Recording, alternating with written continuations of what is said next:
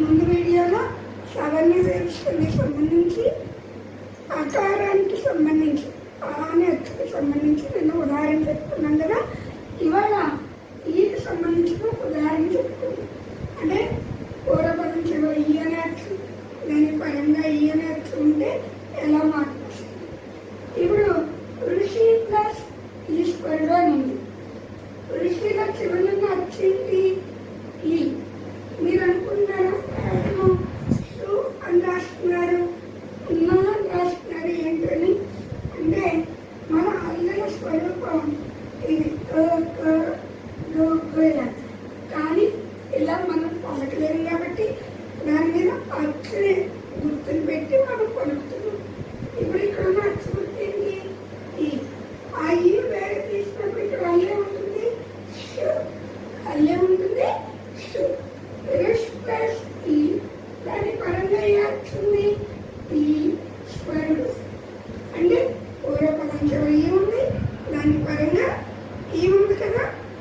కాబట్టి ఇక్కడ ఈ రెండింటి స్థానంలో ఈ అనే అచ్చు ఆదేశంగా వస్తుంది. ఏకాదేశంగా అంటే ఈ రెండు పోయి ఒకటే ఆదేశంగా వస్తే రిష్ ప్లస్ ఈ ఋషి స్వరుడు, ఋషీశ్వరుడు అనే రూపంగా ఏర్పడుతుంది. లైక్ చేయండి, ఫాలో చేయండి, షేర్ చేయండి. హాయ్ అండి, హలో. ముందు వీడియోలో సవర్ణ దీక్ష సూత్రము దాని 4 రకాల రూపాలు అన్నీ చెప్పుకున్నాం కదా. ఈ వీడియోలో గుణసంధి గురించి చెప్పుకుందాం.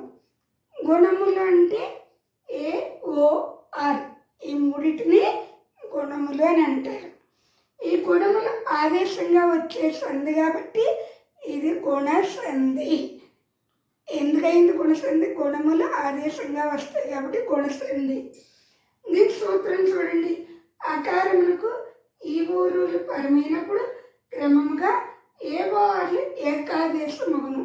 అంటే పూర్వపదం చివర ఆ కానీ ఉండాలి, దాని పరంగా ఈ కానీ ఉండాలి.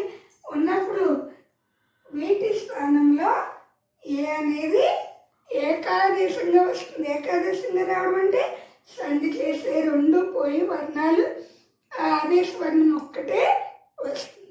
అలాగే పూర్వపదం చివర ఆ కానీ ఉండి దానికి ఊ కానీ ఉన్నట్లయితే ఈ వీటి స్థానంలో ఓ అనేది ఏకాదేశంగా వస్తుంది. అలాగే పూర్వపదం చివర ఆ కానీ ఉండి దానికి పరంగా రూ కానీ ఉన్నట్లయితే వీటి స్థానంలో అర్ర అనేది ఏకాదేశంగా వస్తుంది. అర్థమైంది కదా. AOR అనేవి గుణములు ఆదేశంగా వచ్చేస్తుంది కాబట్టి ఇది గుణసంధి.